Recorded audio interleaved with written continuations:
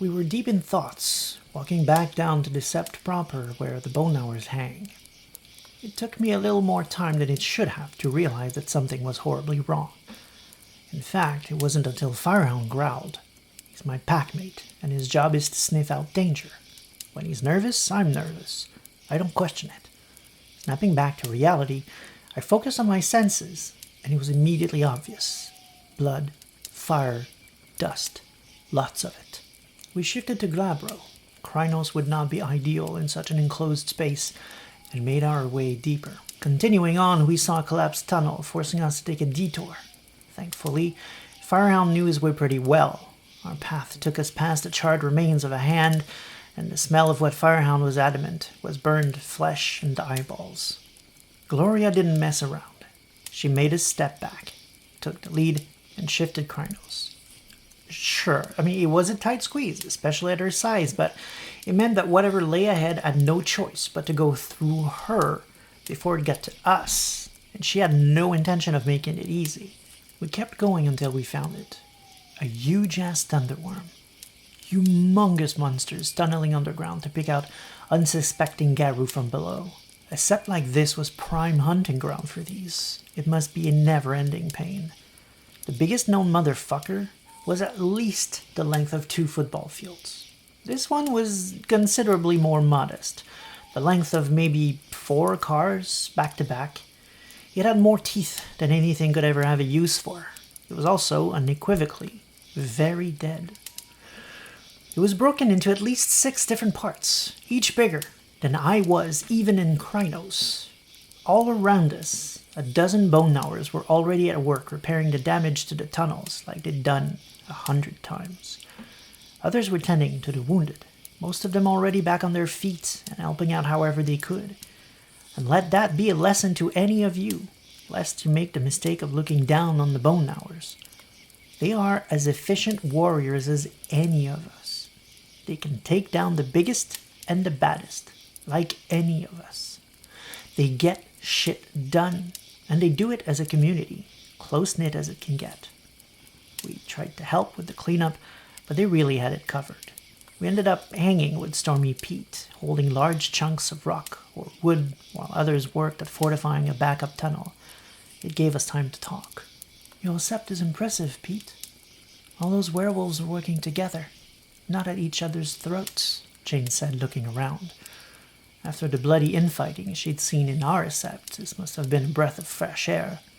Even though we were deep underground. It's what we do. We survive. We shake it off and we keep going, Pete replied. Hey. Slow down, man. What? Come on, I got this. What do you mean? Horace, I'm right here. I can do this. I'm Galliard too. I know what you're doing. You're using this as an excuse to prepare the cubs listening in for their rites of passage tomorrow while honoring your packmate. But I'm as much a Galliard as you. I'm literally the character talking in your story, and I'm right here. Love you, bro, but step aside. I got this. There's nothing I love more than preaching about Rat. Have a seat and let's get to it. Let's start off with a philosophical bend, shall we?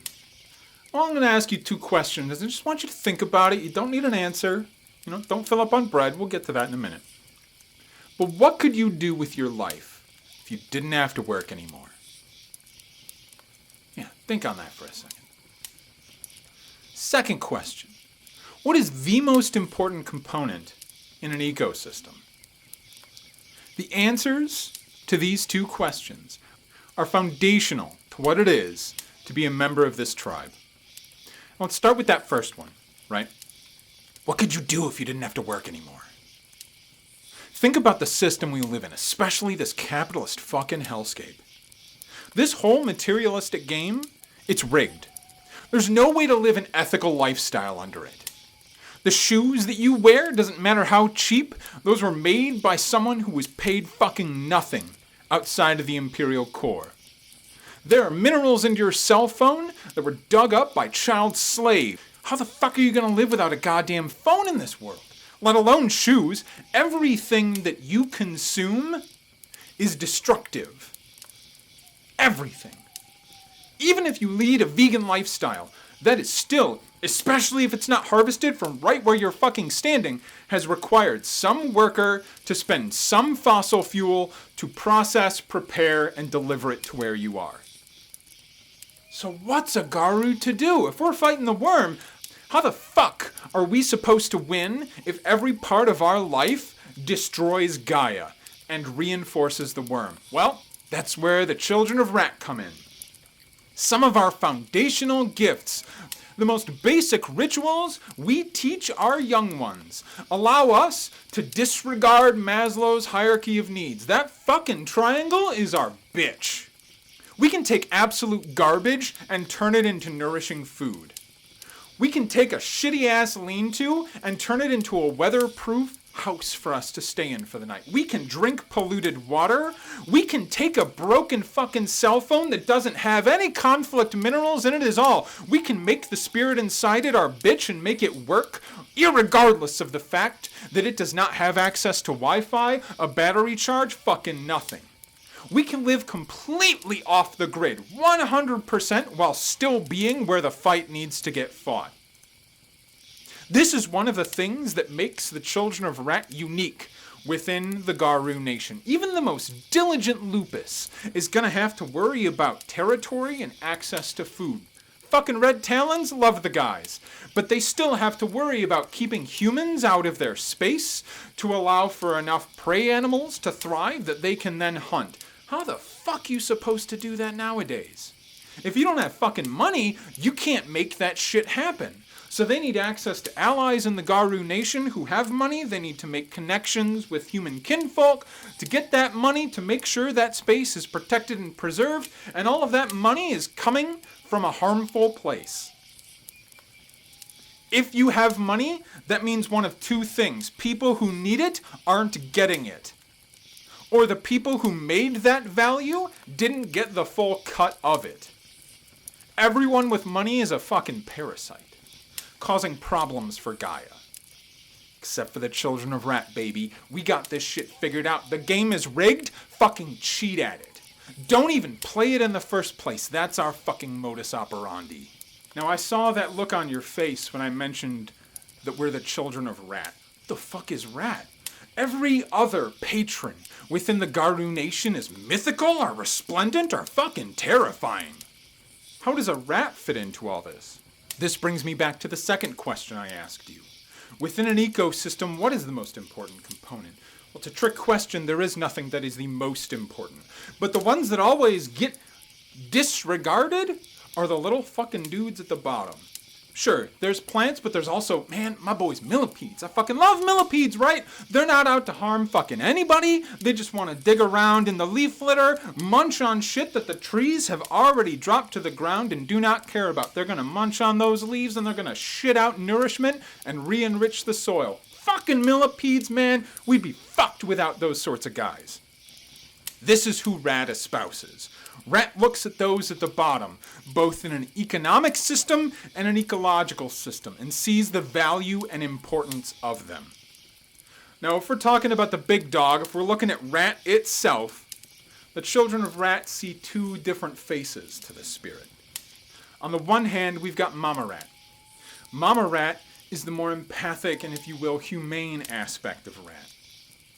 Mama Rat teaches us to be aware of those at the bottom, both economically and ecologically, and to look out for them, to protect them where need be, and to be their arm of vengeance if they've suffered. Because we're free of Maslow's hierarchy of needs, we are experiencing absolute freedom. We don't have to hold down a 9-to-5. I'm not concerned about my social security number getting found out, or my bank accounts getting frozen, or the police storming into my house and costing me a place to sleep at night. I don't have to worry about any of that shit.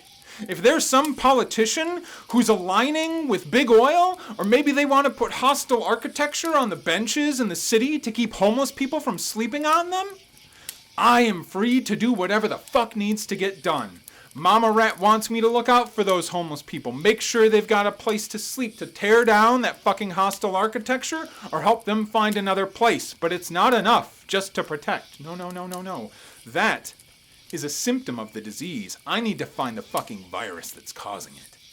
And this is where the second facet of Rat comes in. We call him the Rat God. The Rat God is fucking pissed at the state of the world. Sees the fact that there is so much corruption out there, so much problematic abuse that is taking place. And while Mama Rat's protecting, the Rat God is fucking wreaking havoc. The Rat God does not fight fair, and we do not as well. The children of Rat are the most numerous tribe within the Garou nation, and for good reason. We don't have a lot of stipulations about who joins us. If you can survive, that's good enough for us. Hey-oh, here's a couple gifts. Your carbon footprint is now in the negatives. You can just go and fucking eat plastic. And you are still doing good for Gaia without causing any harm. But boy, howdy, since you have absolute freedom now, if you want to fuck shit up, let's get to it. The Rat God advises us to find those who are abusing. Whether that be Gaia, humans, whatever. If they're powerful and beating down on the people at the bottom, we're the fucking consequence to that. And I can go and torment corrupt politicians and CEOs as much as I fucking can. Because there's no real consequence for me if I don't get found out. Don't let them see you coming. Don't let them see you leaving. You can leave your fucking fingerprints around. Doesn't fucking matter. Here's my social security number. I don't give a shit. Do what you can with it, worm, which is nothing. This makes us, again, unique within the Garou nation. A lot of the tribes like to say they're good at getting their hands dirty. Shadow Lords, Grandfather Thunder, you're fucking awesome in my book, but you guys are still restrained by these sorts of ties. You still have to worry about where your next meal's coming from, where you're going to lay your head at night, if you're going to be able to survive exposure. Not us, baby. We can get our hands dirty wherever and whenever needs be done. Now, it ain't just Big Bad Rat that we espouse. We look out for those plants at the bottom. Mint, fucking aggressive as fuck. Little dude, fucking love it. Millipedes, not causing any harm. Baby, yeah, I'm out to protect you. We also look at things like mosquitoes, raccoons. Mosquitoes, fuck, man. You want to know who kills more humans in a year than any other animal? It's a fucking mosquito. Don't look down on the little guy, because he's going to fucking get you. Yeah, mosquitoes, raccoons, fucking stray dogs, doesn't matter. If you're down at the bottom, kicked out and dirty, we're looking out for you. We see your value and learn what you have to teach. Because we are the boys at the bottom. We are the iconoclasts of systems of power, whether that be in the human world, the ecological world, or the Garou nation. One of the reasons we're always kicked down is because we don't have any fucking money. People look down on our tribe because we eschew money. We see the problem inherent with it and refuse not to play it. Unfortunately, this leads many to believe that we are lesser. But really, this teaches us a great thing. Not only do we have that absolute freedom, but we are able to look at people irregardless of how much money they have. We are able to look at the ecosystem regardless of how majestic and powerful that creature is. We are one of, if not the most, egalitarian and equal tribes in the entire nation. We do not have leaders. We refer to them as mothers and fathers. We are a tight-knit family that is a part of Rat's swarm. Obviously, the Garou nation doesn't always vibe with this. A lot of the people at the top have a lot of money. Whether that be because of their stock portfolios, which again, you're investing in for-profit companies who are looking to abuse shit. Maybe you've got a job of your own, which means you're working a job when you should be working your job as a Garou. Or worst of fucking all, you've got a kinfolk or kinfolks who are out there working jobs and you're taking a cut of their income. Fuck! It's wrong all the way through. But because we don't have money, and I can see it. I see it on the clothes you're wearing. I see it on the way you carry yourself. You and I come from similar ecosystems. You and I come from similar economic systems. We are in the same place. Those who do not have much. But with my tribe, that's not a stipulation. We're not concerned about how much you've got. We're concerned about what you are doing. And like I said, even if all you're doing is eating fucking plastic jugs for your 100% daily intake of manganese, that's good enough in our book. But yeah, you've probably heard the term. I don't like to use it. Lots of other people refer to us as Bone Gnawers, and I get it, that's part of the lexicon, that's part of the terminology, but I find that derogatory. It comes from some prehistoric period when it was a bunch of wolves sitting around, and there were those who had enough to eat and those who were chewing on the scraps. But that's not how we're playing this game, baby. We don't give a shit about how much food is on the table because we've got our shit taken care of already. And fuck, if you want, I'll feed you that shit. It tastes like cardboard, but I keep cumin on hand as much as I can. Season that up and it'll carry you through the day just fine. But most people, and I put the emphasis on people, but some lupus as well, still look at the value of those who have versus those who have not. And see that as the biggest marker of whether you're willing to play ball with me. Now, the other derogatory term is ura, those who are city dwellers. And this usually gets thrown at mine and my own, as well as the glasswalkers. Now, for my part, we're in the city because that's where the fight's to be had. Capitalism and economic devastation, those are some of the main tentacles of the worm, baby. And the harm that they are causing is mainly taking place in cities. That's where most of the pollution is. That's where the economic blights are. That's where the people who need help are, and that's where the people who are fucking shit up can be found. And because I can thrive in the worm's wasteland, I'm like a fucking tick, digging in under its scales where it can't scratch me out to bite where it needs to be bit. That's where the fight is. The city is where the trenches are. So yeah, the children of Rat, we're Ura. We're where the fight's to be had. And if that's a problem, well then I think we need to realign our vision of what this war is. Now the other Ura, the Glasswalkers, for all the work they're doing, I can't help but be skeptical of where that money comes from. Because like I said, if you have a penny in your pocket, that's either a penny that could go to somebody who needs it, or that's a penny taken from somebody who earned it for you. Either way, dirty game.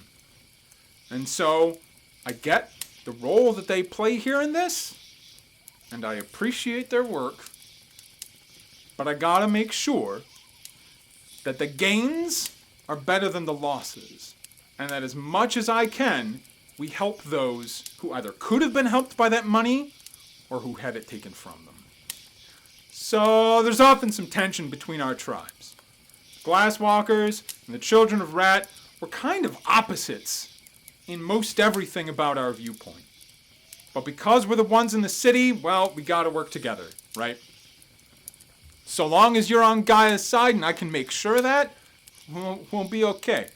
But this war that we are fighting, this is not a game of chess. There is no king or queen piece. No. This is a game of checkers. And so long as there's a piece still in play, we ain't lost this war yet. And the children of Rat, we're not even playing on the fucking board. Our pieces are scattered wherever the fuck we want to be. So it doesn't matter what the worm tries to do with its pieces. It can't take us. Don't let him see you coming. Don't let him see you leaving. We're the tick burrowing into their hide where they can't get us. We are the weed that grows in the crack of the concrete. You can try and poison us? Pfft. Basic ass fucking gift's gonna say, nah, out of that. You can't fucking find my house because I'll sleep wherever I need to be. I'll lay my head wherever I find it. And I can find places that the grid cannot find me at. And I'm not going off into the fucking highlands or the woods to do that. I'm right where the worm is, and it can't fucking find me. I'm blending in with its shit, with its feces. I'm untouchable. So that's the game plan for us. So long as there's a single child of Rat left on Gaia, and just saying, maybe soon we'll have another child of Rat. Horace, I see ya. I'm not proselytizing. I am. But, so long as there's a child of Rat left, we're still in this fucking fight. It ain't done yet. So I'm not sweating it over much. Because we'll always be here, fighting what needs to be fought. Surviving the worst that the worm can throw out at us. We got this shit. We can't be touched, but we can touch back.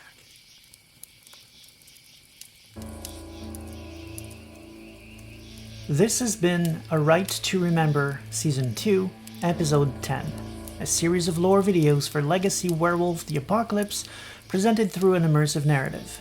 First things first, a huge thank you to Rian for joining me in this adventure.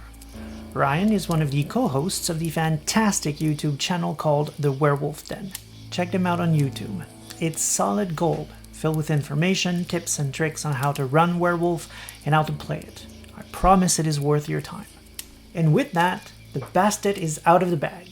Remember all the way back to episode 2, there were characters voiced by not me in there, and now you know why. These mystery guests are all content creators who have created characters in Horus's story, and they will show up to tell you about their tribes. Meanwhile, Bone Gnawers. Ryan covered a whole lot of ground for us, but there is still a few things I want to add. One of those things is to do with background restrictions. During character creation, you can put points in something called backgrounds to give your character some advantages based on their past, or who they are, or what they own. Things such as how much money they have. Do they have a mentor? Do they have allies? How strong is their connection to their ancestor spirits? And tribes usually have very specific restrictions, which are there to try and reinforce some theme or force a certain type of play. Sometimes it makes sense. Silent Striders can't have points in ancestors because it's part of their curse. Sometimes it's... look, no way around it, sometimes it's bullshit and best ignored or straight up introduces confusion. Case in point, the Bone Gnawers. According to the tribe books, they can't have ancestors because they lost track and most don't know beyond their own parents.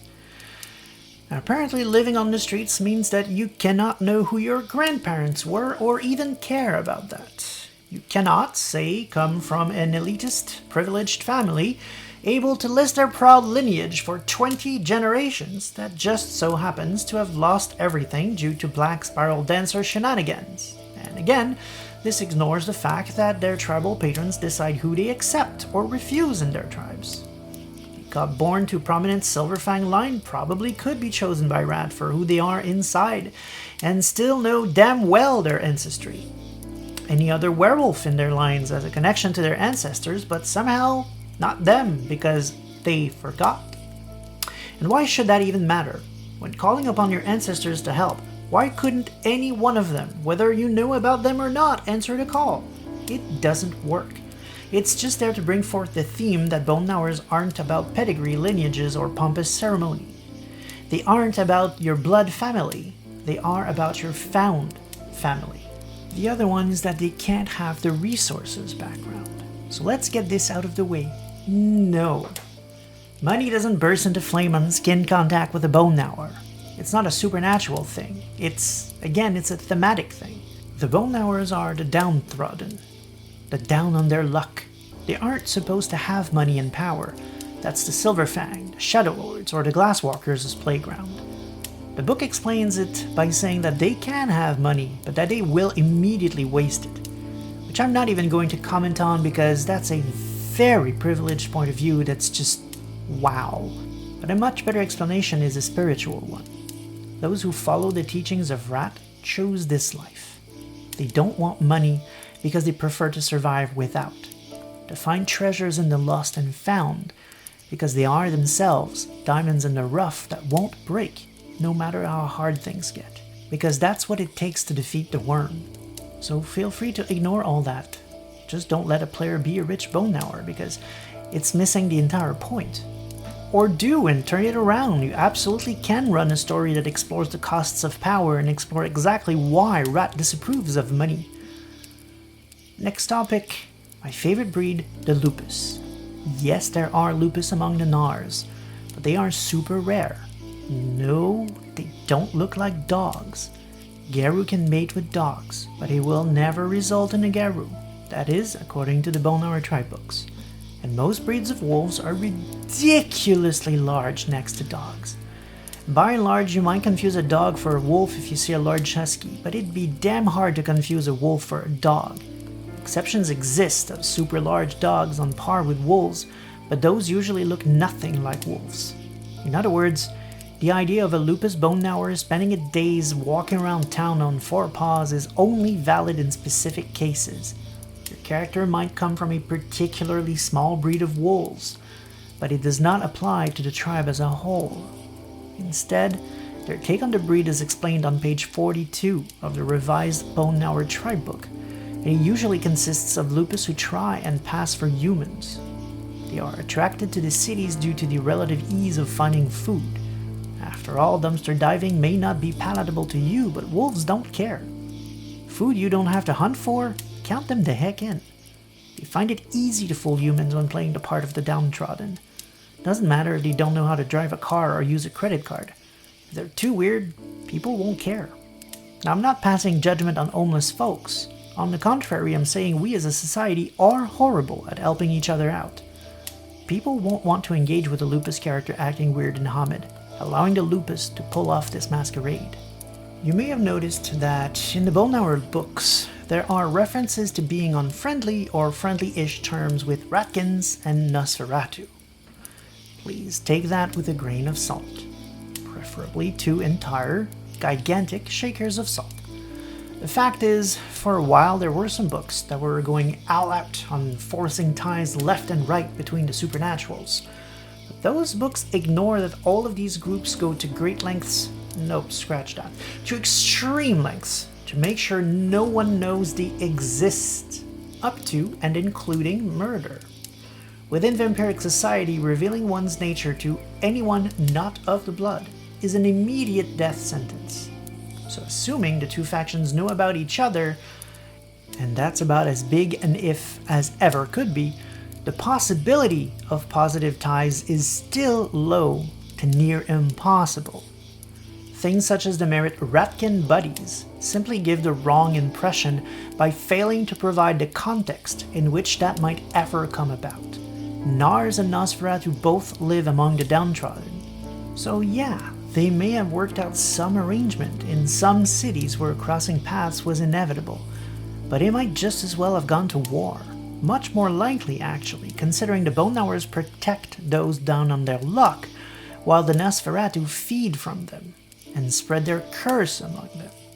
Friendship is not even close to a guarantee, even if the book portrays them as buddy-buddies. And Ratkins have disavowed Gaia in favor of following the wild, and they really, really, really, really, really hate Garou. In fact, they are actively plotting to keep their existence a secret while they raise an army to murder each and every single werewolves. W20's take on the breed straight up has them planning to bring civilization to its knees, ideally by cutting off the rest of the leg with a rusty spoon. So, sure, they put a merit called Ratkin Buddies in the Bone Gnawer tribe book. But even if they put a few lines in there about how that can have its downsides, it doesn't exactly paint a clear picture. The Ratkins are awesome in many ways, but they also have an auspice called Plague Lords, whose entire business is to spread diseases. Another called Twitchers, whose entire point is to blow up stuff, and if that happens to be themselves, they don't even care. They're just that passionate about explosions. Ratkins are one of the very few things more volatile and more dangerous than werewolves. And I mean way, way more. Of course, feel free to ignore all that if your troop just wants to have fun with cool were-rats or creepy vampires. Go ahead, please have your fun. No one way is better than the other. My job is to give you the knowledge, so you can have that choice, which now you do. It's also important to remember that not all storytellers will know about vampire Nosferatus or other Feras, and that's okay. Don't force-feed an entire game line of lore down your storytellers' throats. Vampires may not be appropriate in your chronicle even if Nosferatus are the coolest ever. Ratkins may be too extreme for your table. Check with your crew first. This is the point where we talk about W5's take on the tribe, and I'm sad to report that the Bone Gnawers of W5 make very little sense. They're all about information gathering and influence. Somehow, they're also disliked and downtrodden, despite all the archetypes in the book being pretty social and very well liked. There's a disconnect there. The book doesn't explain why the other werewolves look down on them. It just says they do and then builds from that, but you can't build a house by laying foundation on thin air. Sure, Rat asks them to care about the downtrodden, and I guess the fact that they follow an unsavored patron like Rat might, emphasis on might, explain the other Garou's reaction to them. But then, Rat has no reason to care about the main focus of the tribe, which is information and influence. It's not mentioned anywhere in relation to Rat, so why is he their patron? And if he doesn't make sense as the patron, then the whole thing unravels. Essentially, it feels like they were trying to give the tribe a fresh coat of paint, give it a new kind of focus, which is fine. And then they just made them downtrodden because that's how they always were and didn't really care to hook these two together. They just blurted it out. That's how they are and that's it. Who cares if it works? Who cares if it makes sense? It's not great. Come back next episode where we return home to the Sept of the Shadows by Firelight to discuss the Fianna.